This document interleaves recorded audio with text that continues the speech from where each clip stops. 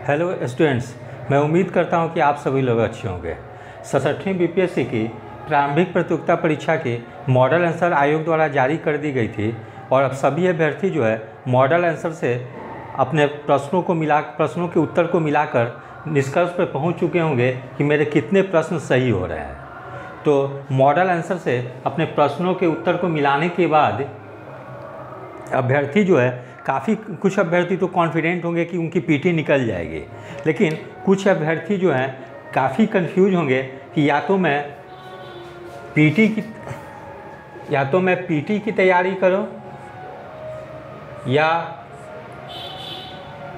जिनकी की परफॉर्मेंस काफ़ी ख़राब गई है या जो बाउंड्री लाइन पे हैं उनके बीच में खास करके कन्फ्यूजन है कि मुझे सिर्फ अभी ओनली पीटी की तैयारी करनी चाहिए। जो लोग बाउंड्री लाइन पे हैं वे लोग सोच रहे हैं कि मैं पीटी की तैयारी करूं या साथ में मेंस की भी तैयारी करूं। ठीक है, ये हो गई। और एक स्टूडेंट्स वो लोग हैं जिनकी की काफ़ी पुअर परफॉर्मेंस रही है। ठीक है, तो वैसे लोग सोच रहे हैं कि मैं सिर्फ पीटी की तैयारी करूं। तीसरे में स्टूडेंट्स जो हैं तीसरे जो है कि जो है कि परफॉर्मेंस जिनकी काफ़ी ख़राब रही है वो सोच रहे हैं कि सिर्फ पीटी की तैयारी करें। ठीक है, और एक कैटेगरी और है जो कि कॉन्फिडेंट है कि पीटी निकल जाएगी, वो तो निश्चित रूप से मेंस की तैयारी करेंगे। ठीक है, तीसरी को ध्यान में रखते हुए मैं स्टूडेंट्स को 3 कैटेगरी में बांट देता हूँ। ठीक है, यहाँ पे ऐसे एक स्टूडेंट्स हैं जो कि कॉन्फिडेंट हैं कि मेरी रिजल्ट जो है पीटी में कंफर्म आएगी। ठीक है, कंफर्म रिजल्ट। तो ऐसे लोग क्या करें जिनका कि स्कोर जो है बहुत सारे स्टूडेंट ऐसे हैं जो कि 108, 10, 12, 15 स्कोर किए हैं। ठीक है, तो वैसे लोग तो कंफर्म है कि मेरी पीटी जो है कि डेफिनेटली क्लियर हो जाएगी। तो ऐसे लोग क्या करें कि मेंस की प्रिपरेशन में जुड़ जाएं। ठीक है, ऐसे लोग क्या करें कि मेंस की प्रिपरेशन में जुड़ जाएं। इनको अपना समय बर्बाद करने की ज़रूरत नहीं है, क्योंकि एग्ज़ाम जो है मेंस की जो होगी वो आपकी दिसंबर में ही होने वाली है। ठीक है, तो आपके पास बहुत ज़्यादा समय नहीं है, मुश्किल से 2.5 महीने की समय है। तो वैसी स्थिति में जिनको लग रहा है कि मेरी डेफिनेटली रिजल्ट आ जाएगी, उनका स्कोर 110, 12, 15 तक एकदम है, काफ़ी ज़्यादा स्टूडेंट ने इतने स्कोर किए हैं, तो उनके तो कोई डाउट ही नहीं है क्योंकि पीटी रुकेगी। तो वैसे लोग हैं कि अभी से ही मेंस की तैयारी में लग जाए। ठीक है, दूसरे कैटेगरी में मैं उन स्टूडेंट्स को रख सकता हूं जो कि बाउंड्री लाइन पे हैं, यानी कि 100 से 105 के बीच में हैं। ठीक है, इसी तरह से जो डिफरेंट कैटेगरी में आते हो, चाहे वो BC2 में है, EBC में हो या SC कैटेगरी में हो या महिला में EBC में हो या EWS में हो, तो उसी तरह से मार्क्स घटा देंगे। तो जो लोग बाउंड्री लाइन पे हैं, ठीक है, तो ऐसे लोगों के बीच में काफ़ी कन्फ्यूजन है कि हम लोग फिर से पीटी की तैयारी करें या मेंस की तैयारी करें। ऐसे लोग जो है कि ना पीटी की तैयारी कर पा रहे हैं ना मेंस की तैयारी कर पा रहे हैं, क्योंकि कई स्टूडेंट्स ने मुझे कॉल कर पूछा कि सर मुझे क्या करनी चाहिए, मेंस की तैयारी करनी चाहिए या पीटी की तैयारी करनी चाहिए। तो ऐसे कैटेगरी के स्टूडेंट्स के बारे में मैं कहूँगा कि ऐसे लोग जो हैं पीटी और मेंस दोनों की तैयारी करें। ठीक है, पीटी और मेंस जो है दोनों की तैयारी करें, क्योंकि इनकी संभावना है कि पीटी क्लियर भी हो सकती है, नहीं भी क्लियर हो सकती है। और अभी देखिए, जैसे कि आयोग के द्वारा 68वीं बीपीएससी की भी कैलेंडर जारी कर दी गई है और उसमें बताई गई है कि 68वीं बीपीएससी की प्रारंभिक प्रतियोगिता परीक्षा जनवरी में आयोजित की जाएगी। इसीलिए इस कैटेगरी में जो है वो लोग पीटी और मेंस दोनों की तैयारी करें, क्योंकि संभावना होगी कि इस बार उनकी 67वीं पीटी में भी हो जाए, और अगर नहीं भी होती है तो वो कैसे कहता है मेंस की तैयारी किए रहेंगे, तो 68वीं के लिए भी ज़्यादा समय नहीं दी जाएगी। और जिस ढंग से बीपीएससी अब एग्जाम कंडक्ट करवा रही है, कोई भी स्टूडेंट्स ये अगर सोच रहे हैं कि मैं पीटी क्लियर होने के बाद मेंस की तैयारी करूँगा, तो उन लोग मेंस कभी तैयारी नहीं कर पाएंगे। उन लोगों को अभी जैसा एग्ज़ाम हो रही है रेगुलर और इतना कम समय मिलेगी 68वीं में। 67वीं में तो काफ़ी समय मिल गई, लगभग पीटी की तैयारी के लिए 1 साल मिल गई थी, लेकिन 68वीं में बहुत ज़्यादा समय नहीं मिलेगी। इसीलिए जो इस रेंज में स्टूडेंट लोग हैं वो लोग पीटी और मेंस की इंटीग्रेटेड अभी तैयारी करें। ठीक है, और मेंस के लिए क्या करें कि जो टॉपिक पीटी और मेंस दोनों के लिए कॉमन है उसको पहले तैयार कर लें। ठीक है, जिससे कि उनकी पीटी की भी तैयारी होती रहेगी और मेंस की भी तैयारी होती रहेगी। इसलिए ऐसे स्टूडेंट जो हैं कि पीटी और मेंस दोनों की तैयारी करें। क्योंकि संभावना है कि इनकी हो भी जाएगी या नहीं भी हो। मान लीजिए सपोज कीजिए कि आप पीटी क्वालिफाई कर जाते हैं और आप 1-1.5 महीना वेट करते हैं कि मेरे पीटी की रिजल्ट आ जाएगी तब हम मेंस की तैयारी करेंगे, तो मुश्किल से आपके लिए 1 से 1.5 महीना बचेगी। और वैसी स्थिति में आप पीटी क्वालिफाई करने के बावजूद भी कुछ नहीं कर पाएंगे और काफ़ी ज़्यादा आप पे प्रेशर आ जाएगी। इसलिए अभी समय है, अभी से आप पीटी और मेंस दोनों की तैयारी करें। मैं आप लोग को यही सलाह दूंगा, पीटी की भी तैयारी करिए क्योंकि 68वीं बीपीएससी की पीटी होने वाली है, जनवरी में होने वाली है। ठीक है, जब आप दोनों इंटीग्रेटेड तैयारी करेंगे तो आपकी मतलब एक बैलेंस भी फिर आगे अगर 67 में नहीं होती है तो 68 के मेंस में आपको काम करेगी। इसीलिए आप पीटी और मेंस की इस रेंज में आने वाले स्टूडेंट्स जो हैं पीटी और मेंस दोनों की तैयारी करें। ठीक है, अब तीसरे कैटेगरी में मैं उन लोगों को रखता हूँ जिनकी की काफ़ी पुअर परफॉर्मेंस रही है। ठीक है, काफ़ी पुअर परफॉर्मेंस, ऐसे लोग का स्कोर जो है कि मतलब 80 to 90 क्वेश्चन सही हुए हैं।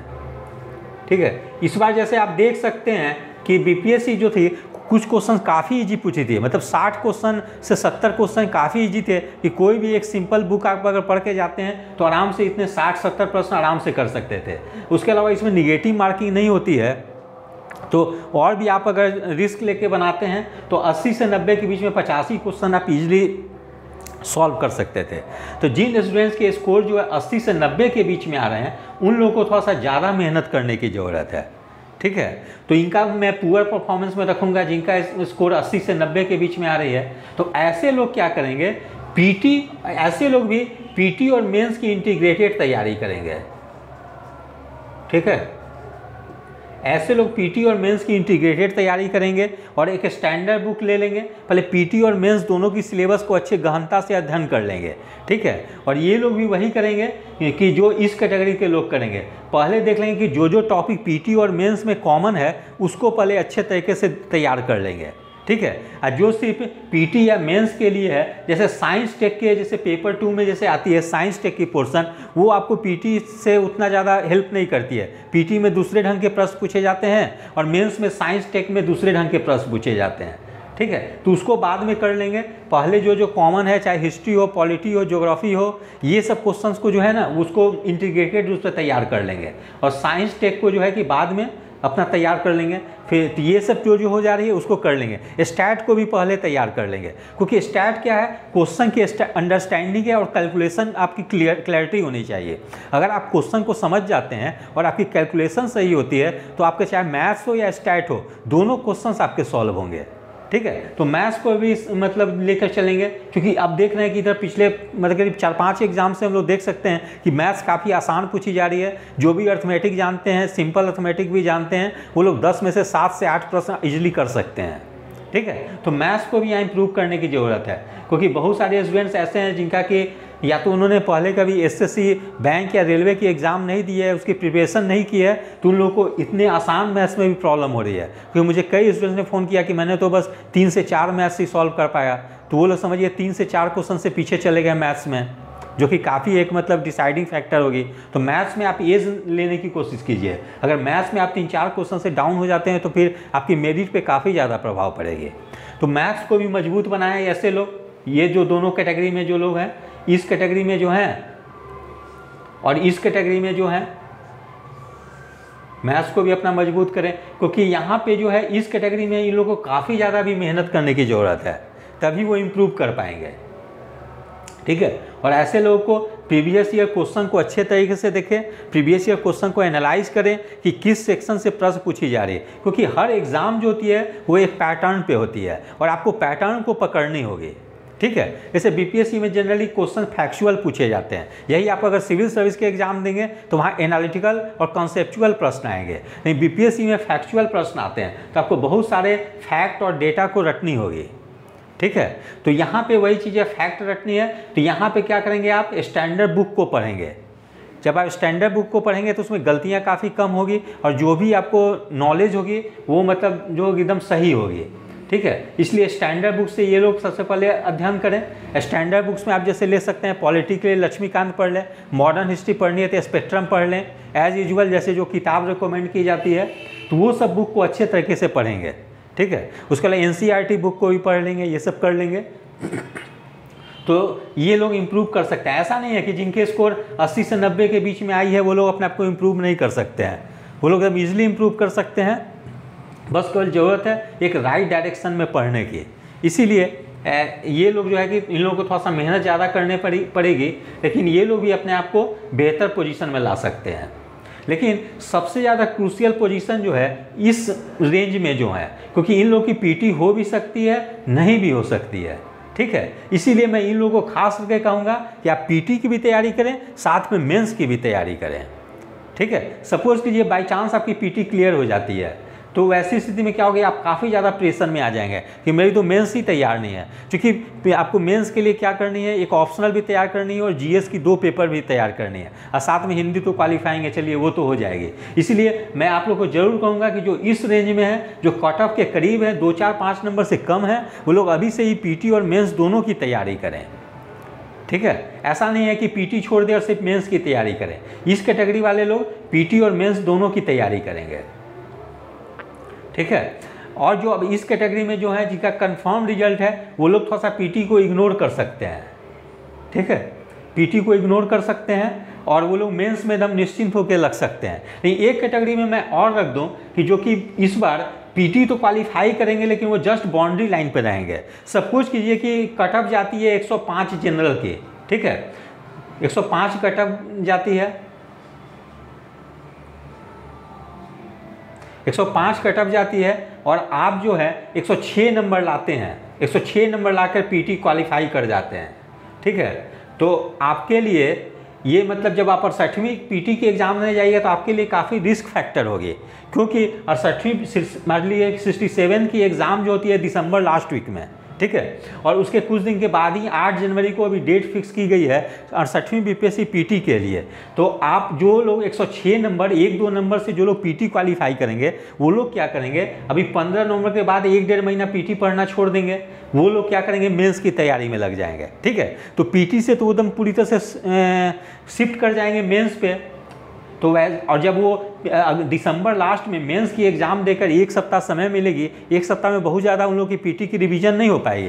तो वैसी स्थिति में जो 1-2 नंबर से जो क्वालिफाई करेंगे, अगर वो लोग 68वीं बीपीएससी में जरा से भी गलती कर दें तो वो लोग 68वीं बीपीएससी में पीटी फेल करने की काफ़ी ज़्यादा संभावना होगी, ठीक है। तो जो इस कैटेगरी में आएंगे, जो कटअप की 1-2 नंबर से ही अगर क्वालिफाई करते हैं, तो वैसे लोग भी पीटी प्लस मेंस दोनों की तैयारी करते रहें। अभी जैसे बहुत लोग जैसे है कि 105-6 पे हैं, वो लोग भी पीटी और मेंस दोनों की तैयारी करें, ठीक है।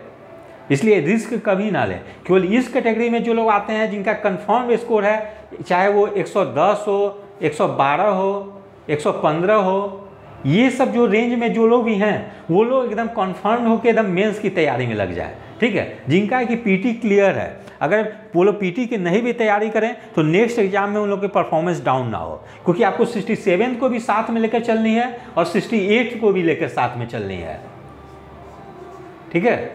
मतलब समझिए कि आप इंटीग्रेटेड तैयारी कर रहे हैं, और एक तरह से 69th को भी आप जोड़ सकते हैं, क्योंकि 69th की भी मई में एग्जाम होने की संभावना है। तो एक तरह से आपको इंटीग्रेटेड तैयारी करनी होगी 67, 68, 69। विशेषकर वे लोग जो कि किसी जॉब में नहीं हैं। जो लोग ऑलरेडी अगर किसी जॉब में हैं तो वो तो ठीक है, ऊपर वाले पोस्ट के लिए अप्लाई करेंगे, चाहे वो डिप्टी कलेक्टर डीएसपी हो, ठीक है। नहीं, जो लोग अभी किसी जॉब में नहीं है, उनको कोई ना कोई एक जॉब चाहिए, तो वैसे लोगों पे काफ़ी ज़्यादा प्रेशर है कि वो लोग पीटी में मिस ना करें, क्योंकि अगर आप पीटी में मिस कर जाते हैं तो फिर आपकी समझिए कि कहीं भी एंट्री पॉइंट ही आपकी बंद हो जाती है। इसीलिए आपको पीटी भी क्लियर करनी है, मेंस भी क्लियर करनी है और इंटरव्यू भी क्लियर करनी है। इसलिए मैं कहूँगा कि जो लोग श्योर मतलब कंफर्म जिनकी रिजल्ट आएगी, जो 110 प्लस हैं, वो लोग तो एकदम निश्चिंत होकर मेंस की तैयारी करें, ताकि उन लोग के 68वीं में भी अगर कुछ प्रश्न गलत करते हैं तो उन लोग पे ज़्यादा प्रभाव नहीं पड़ेगी, पीटी क्लियर हो जाएगी। लेकिन जो लोग बाउंड्री लाइन पर अभी हैं और 1-2 नंबर से क्वालिफाई करेंगे, या जो 1-2 नंबर से जो फेल कर जाएंगे, वैसे लोग भी जो है पीटी और मेंस की इंटीग्रेटेड तैयारी करेंगे। साथ में जिनकी पुअर परफॉर्मेंस है वो भी पीटी और मेंस की इंटीग्रेटेड तैयारी करेंगे।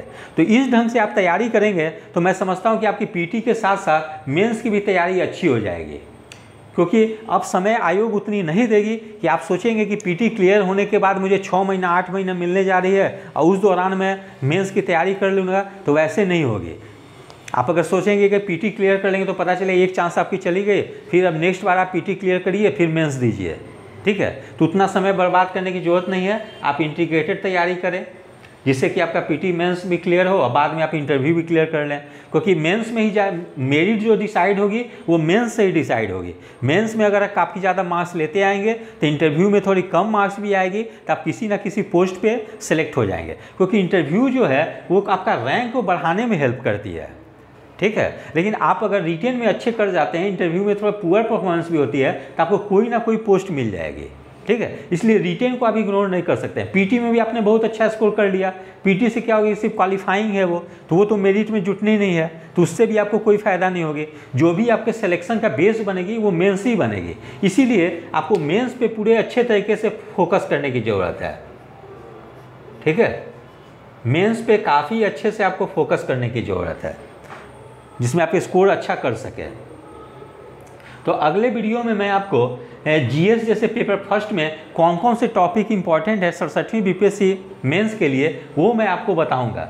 मैं टॉपिक बता दूंगा, अगर आप उस टॉपिक को अगर अच्छे तरीके से तैयार कर लेंगे तो मैं समझता हूं कि पेपर फर्स्ट में फिर कोई दिक्कत नहीं होगी, ठीक है। उसके बाद फिर मैं पेपर सेकंड के बारे में बताऊंगा, क्योंकि अभी जैसे पेपर फर्स्ट में तो हिस्ट्री में तो ठीक है स्ट्रेट फॉरवर्ड क्वेश्चन आ रहे हैं, लेकिन जो सेक्शन बी जो है उसमें करेंट अफेयर्स से जो प्रश्न पूछे जा रहे हैं वो थोड़े से ज़रा कंसेप्चुअल टाइप के पूछे जा रहे हैं, ठीक है। तो वहाँ थोड़ा गेस करना थोड़ा मुश्किल हो रही है लोगों को, स्टूडेंट लोगों को। तो वो मैं आपको टॉपिक बता दूंगा, उस पर आप एक मतलब कंप्लीट इन्फॉर्मेशन इकट्ठा कर लेंगे, चाहे आप इंटरनेट की मदद ले लें या और मार्केट में बहुत सारे बुक्स वगैरह हैं उससे आप हेल्प ले लें।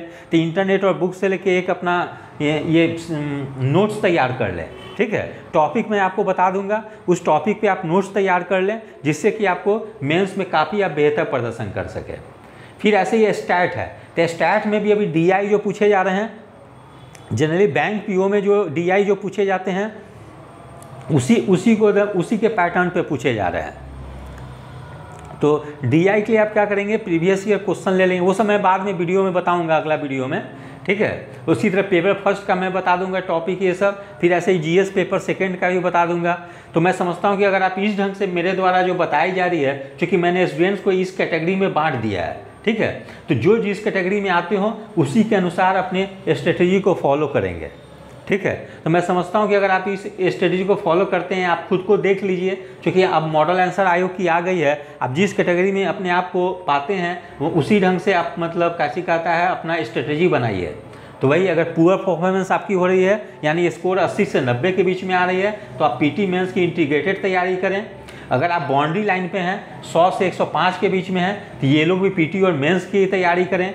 और एक कैटेगरी और है, तो यहाँ 4 कैटेगरी मैंने बता दिया है। तो एक कैटेगरी और है जो कि पीटी तो क्वालिफाई करेगी, लेकिन वो जस्ट 1 से 2 नंबर से ही क्वालिफाई करेगी। तो वैसे लोग भी पीटी और मेंस की इंटीग्रेटेड तैयारी करें, क्योंकि कुछ 2-3 महीने के बाद ही 68वीं बीपीएससी पीटी भी होने वाली है। तो आपको 68वीं बीपीएससी पीटी भी लेके चलनी है, उसको भी इग्नोर नहीं कर सकते हैं। तो जो मतलब कटअप को 1-2 अंक से क्वालिफाई करेंगे, वैसे लोग भी पीटी और मेंस की इंटीग्रेटेड तैयारी करेंगे, ठीक है। और जो लोग कंफर्म रिजल्ट है, जिनका स्कोर 112-15 तक है, वैसे लोग तो निश्चिंत होकर मेंस की तैयारी करेंगे, क्योंकि कितनी भी परफॉर्मेंस उनकी गिरेगी तो 68वीं बीपीएससी पीटी क्लियर हो जाएगी, 67वीं के साथ साथ 68वीं बीपीएससी जो जनवरी में होने वाली है। तो इस प्रकार से आपको 67वीं और 68वीं दोनों के लिए इंटीग्रेटेड तैयारी करनी है, ठीक है। या 69th भी जोड़ सकते हैं, ठीक है। तो इसीलिए आप इसको लेकर चलें। और तो मैं समझता हूं कि आपको मेरे द्वारा वीडियो में जो स्ट्रेटेजी जो बताई गई है उससे आप लोग काफ़ी बेनिफिशियल होगी आपके लिए। मैं उम्मीद करता हूं कि आप लोग इसको फ़ायदा होगी। यदि आप सभी लोगों को मेरा चैनल अच्छा लगा हो, इसे लाइक से और सब्सक्राइब करें। धन्यवाद, टेक केयर।